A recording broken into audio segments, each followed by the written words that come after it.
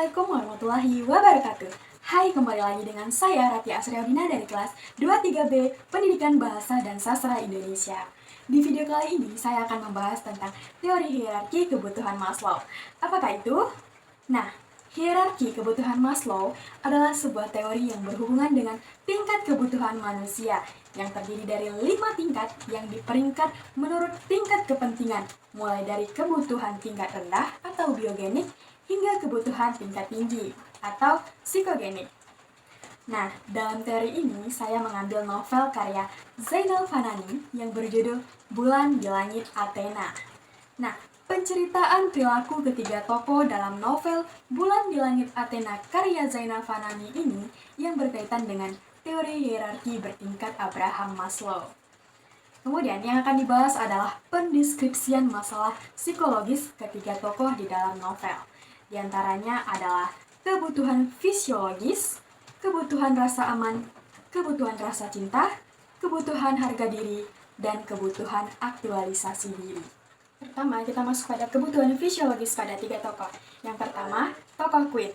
Pada kutipan, ia ingin hadirnya seseorang yang mampu mengusir kesepian dan kesendiriannya. Ia ingin semua itu. Nah, pada kutipan itu, pemenuhan kebutuhan fisiologis Queen terdapat pada kebutuhan seksualnya. Ia ingin seseorang pendamping yang selalu ada untuknya. Kemudian pada tokoh Tiwi, pada kutipan, bapak dan emaknya menggeleng. Mereka bukan tidak setuju dengan keinginan anak perempuannya, tapi mereka terbentur soal keadaan. Mereka berdua seperti mayoritas penduduk sumber daya lainnya, hanya menggantungkan hidup dari upah sebagai buruh untuk pengelolaan hutan. Untuk kehidupan sehari-hari, mereka kurang dari cukup. Nah, pada kutipan ini, Tiwi sangat ingin meneruskan pendidikannya ke jenjang yang lebih tinggi. Namun, kondisi keuangan dalam keluarganya sangat tidak memungkinkan untuk dia melanjutkan pendidikan ke sekolah menengah pertama. Nah, untuk mencukupi kehidupan sehari-hari dan makan pun masih jauh dari kata cukup. Kemudian, tokoh Abby, pada kutipan, ia berada di lingkungan yang memberinya akses untuk menjelajahi surga dunia, sensasi narkoba, eksplorasi kenikmatan seksual, dan eksplorasi kehidupan malam. Nah, dalam kutipan tersebut, Abby hanya mengejar kesenangan atau kebutuhan fisiknya saja untuk memenuhi hasrat yang ada di dalam tubuhnya, menginginkan segala kesenangan yang membuatnya merasa nyaman dengan kebutuhan tersebut. Kebutuhan Abby akan rasa seksualnya yang tinggi membuatnya terus bergelut dalam kenikmatan kehidupan malam di Prancis. Kemudian kebutuhan rasa aman pada tiga tokoh. Yang pertama tokoh Queen. Pada kutipan, dan tanpa sadar ia bergumam lirih, Tuhan, apapun rencanamu, beri aku kesempatan untuk menyelesaikan tugas akhir sekolahku ini. Nah, dalam kutipan tersebut, kegelisahan Queen mulai memuncak, membuatnya tidak sadarkan diri. Ia terhanyut dalam pikirannya. Ada apa dengan tubuhnya yang semakin hari semakin memburuk, dengan berbagai macam gejala yang membuatnya merasa tersiksa dengan kondisi tubuhnya yang semakin hari semakin memburuk. Kemudian pada tokoh Tiwi, pada kutipan, saya memahami maksud Anda, dan saya tidak menyalahkan ibu, namun sebaiknya ibu tidak harus memaksakan diri. Nah, dalam kutipan tersebut dapat disimpulkan bahwa Pratiwi dalam kondisi tertekan secara emosional, bahwa ia takut akan kehidupan suaminya di masa lalu. Ia takut bahwa suaminya terjangkit virus HIV atau AIDS yang akan menularkan kepadanya dan kepada anaknya Queen yang saat itu sedang sakit-sakitan. Hingga ia mencoba menguatkan kondisi psikologisnya untuk melakukan tes darah atau urin demi mengetahui sebuah kejanggalan yang ia khawatirkan. Lalu pada tokoh Abby, pada kutipan, apa yang aku peroleh dari semua ini? Bisiknya ketika kesadarannya melingkupi benaknya di saat dirinya mulai bosan dengan lingkungannya. Ia merasa meriang di kehampaan, layaknya burung-burung yang kehilangan pepohonan hutan.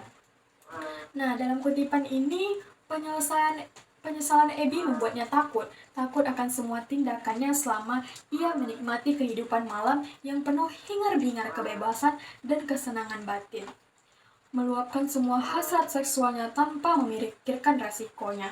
Ia tenggelam dalam sebuah ruangan kehampaan di mana hanya ada penyelesaian mendalam tentang segala perbuatannya di masa itu. di masa ia sangat menggebu-gebu akan kesenangan batinnya. Selanjutnya yaitu kebutuhan kasih sayang dan cinta pada 3 tokoh. Yang pertama, tokoh Queen. Pada kutipan, cinta selalu membutuhkan pengorbanan. Itu kepastian Queen. Nah, dalam kutipan di atas, Queen masih merasa takut dan trauma dengan apa yang telah dialami ibunya, hingga ia masih enggan untuk membuka hatinya. Kemudian pada tokoh Tiwi, Ebi, kata Pratiwi dengan mata berkaca-kaca, maaf atas semua sikap emakku. Sekarang kamu tahu semuanya. Kamu berhak menentukan sikap dan aku akan menerima semua keputusanmu. Nah, dalam kutipan itu, keinginan Tiwi untuk tetap bersama Ebi begitu kuat, hingga ia rela meninggalkan kedua orang tuanya demi seorang lelaki yang amat ia sayangi. Kebutuhan Pratiwi akan rasa cinta dan dimiliki begitu kuat, hingga ia lebih memilih Ebi dibandingkan mendengarkan penjelasan ibunya. Selanjutnya, tokoh Ebi. Pada kutipan, hatinya tampak merona, bahagia ketika tiba-tiba mendapati Ebi mulai jarang keluar rumah. Cara dan sikapnya mulai berubah, bahkan terkadang ia melihat Ebi seperti hendak berbicara dengannya. Namun, entah mengapa Ebi mengalami kecanggungan sehingga sulit untuk memulai. Nah, dan dalam kutipan ini, perhatian dan kekhawatiran seorang ibu sedikit-sedikit membuat Ebi tersadar akan hal yang merusak dirinya sendiri.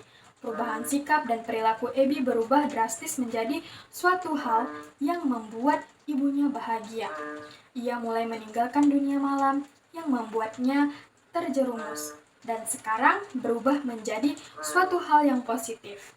Ia meninggalkan sesuatu yang merugikan dirinya sendiri dan berubah menjadi hal yang bermanfaat. Kemudian, kebutuhan harga diri pada 3 tokoh. Yang pertama, tokoh Queen. Pada kutipan, saya tengah membayangkan itu saat Anda menelpon, ujar Soraya. Atmaja. Queen adalah siswa berprestasi. Haruskah prestasinya lenyap karena sesuatu yang di luar dugaannya? Nah, pada kutipan ini, bentuk penghargaan yang diterima oleh Queen melalui kepala sekolahnya yang mengakui bahwa ia adalah siswa yang berprestasi di sekolahnya. Hingga kepala sekolah turut mengkhawatirkan kondisi penyakit Queen dan masa depannya kelak nanti jika ia tahu akan penyakitnya tersebut.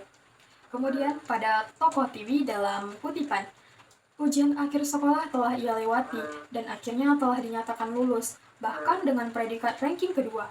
Sebuah kebanggaan tersendiri oleh keluarganya, juga bagi masyarakat Sumberdadi. Nah, dalam kutipan tersebut dapat diketahui bahwa Pratiwi tidak secara langsung mendapatkan apresiasi dari kedua orang tuanya dan juga masyarakat Sumberdadi. Dengan pencapaian prestasinya menjadi peringkat kedua dalam ujian akhir sekolah, menjadi kebanggaan tersendiri bagi mereka. Kemudian dalam tokoh Ebi pada kutipan, permintaan Ebi untuk meninggalkan Perancis dan melanjutkan pendidikan akademiknya di Jakarta sesungguhnya telah membuatnya kecewa.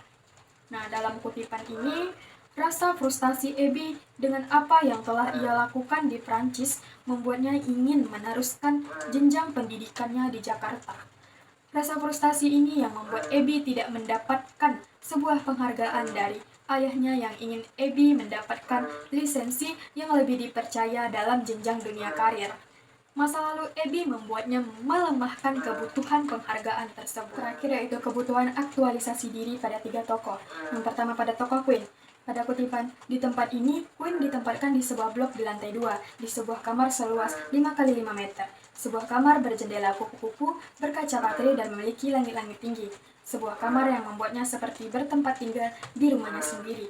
Setiap hari, ia membantu di bagian laboratorium klinik, sebuah rutinitas yang membuatnya kian paham tentang HIV dan AIDS.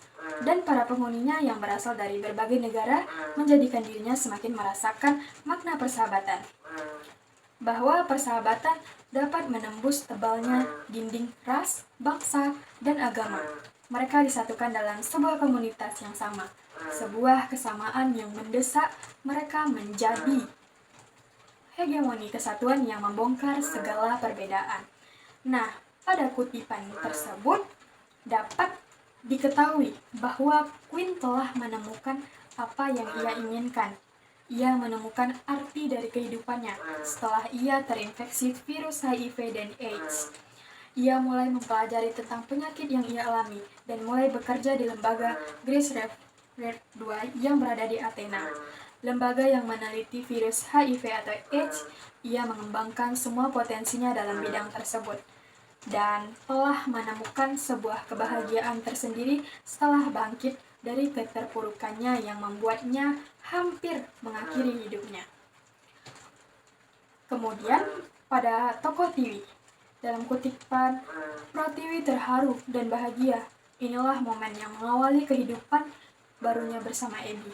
Sebuah kehidupan yang penuh dengan dramatisasi, pergolakan dan juga pergulatan batin. Mereka harus menyingkirkan segala bentuk aturan, paradigma, analisa, dan bahkan takdir. Mereka menjauh dari orang-orang yang memiliki hubungan kekerabatan, persahabatan, dan kasih sayang. Mereka berusaha mengurangi kehidupan tanpa harus menggantungkan diri kepada keluarga. Mereka membangun sebuah komunitas kecil yang lebih mendekati khayalan mereka. Memang terlalu singkat, namun mereka yakin bahtera kehidupan mereka akan menemukan samudra dan pada akhirnya mampu memperlihatkan bahwa semua dugaan yang dialarmkan kepada mereka tidak seutuhnya benar. Pada kutipan tersebut dapat dijelaskan bahwa aktualisasi Tiwi lebih condong untuk membuktikan kepada semua orang yang memandang hubungan mereka adalah salah, menentang tentangan adat yang ada di desa Sumberdadi, membuktikannya bahwa mereka telah salah. Tiwi menjadikan hasrat manusia untuk berkembang dengan cara meninggalkan desa Sumberdadi yang begitu kental akan adatnya. Ia ingin menunjukkan bahwa tidak semua orang bule itu buruk. Kemudian pada tokoh Ebi, pada kutipan, ia menyayangi Pratiwi, bahkan sejak pertama kali bertemu. Ia ingin beredar di bawah langit dan mencumbu rembulan bersama Pratiwi. Ia ingin melupakan masa lalu dan menyongsong masa depan dengan sayap yang lebih kokoh. Nah, pada kutipan ini, aktualisasi diri adalah keinginan untuk memperoleh kepuasan dengan dirinya sendiri, untuk menyadari semua potensi dirinya, untuk menjadi apa saja yang dia inginkan, dan untuk menjadi kreatif serta bebas mencapai puncak potensinya. Seperti apa yang telah diterima oleh Ebi, ia telah merasa puas dengan kehidupannya yang baru.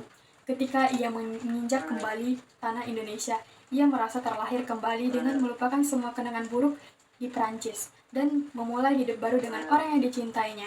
Nah, dapat disimpulkan bahwa kebutuhan bertingkat yang dipaparkan oleh Abraham Maslow sangat dibutuhkan oleh manusia untuk kebutuhan psikologis yang sehat.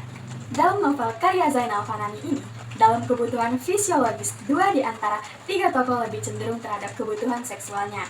Tokoh Queen sangat menginginkan seseorang yang dapat menerima kondisi dan bisa menerimanya serta dapat dijadikan tempat bersandar yang membuat hidupnya lebih bergairah. Kebutuhan seksual tokoh Ebi sendiri timbul akibat ia telah menyelami dunia pergaulan bebas di Prancis yang membuatnya terhanyut dan terlena dengan segala macam hal yang diinginkan oleh kesenangan batinnya. Nah, sedangkan tokoh yang berbeda yakni Tiwi lebih cenderung terhadap kebutuhan sandang, pangan, dan papan. Dalam perjalanan Ebi untuk mencapai tingkatan aktualisasi dirinya secara bertahap, ia mulai meninggalkan kehidupannya yang kelam di masa lalu dan mulai dengan kehidupan yang baru dan mencoba mengembangkan potensi dirinya. Nah, begitu pula dengan perjalanan psikologis Tiwi untuk mencapai tingkatan aktualisasi dirinya secara bertahap. Dapat kita lihat ketiga tokoh tersebut saling berkaitan dengan penyakit dan penyesalan yang sama, yang bermula dari tokoh Ebi, lalu tertular kepada tokoh Tiwi melalui pernikahan, dan tokoh Queen menerima penyakit itu melewati turunan dari keduanya. Nah, implikasi berdasarkan hasil penelitian di atas, secara teoritis dapat kita ketahui peran penting tentang psikologi yang dapat dijadikan ilmu bantu untuk mengkaji tokoh yang ada dalam sebuah karya sastra. Bahkan di setiap karya sastra dapat dikaji melalui ilmu bantu tersebut. Hal ini dikarenakan pemahaman melalui teks karya sastra diperoleh oleh tokoh yang dilukiskan oleh pengarang yang mengangkat aspek kebiasaan manusia pada umumnya. Sampai di situ penjelasan dari saya. Saya akhiri dengan wabillahi taufiq wal hidayah. Wassalamualaikum warahmatullahi wabarakatuh.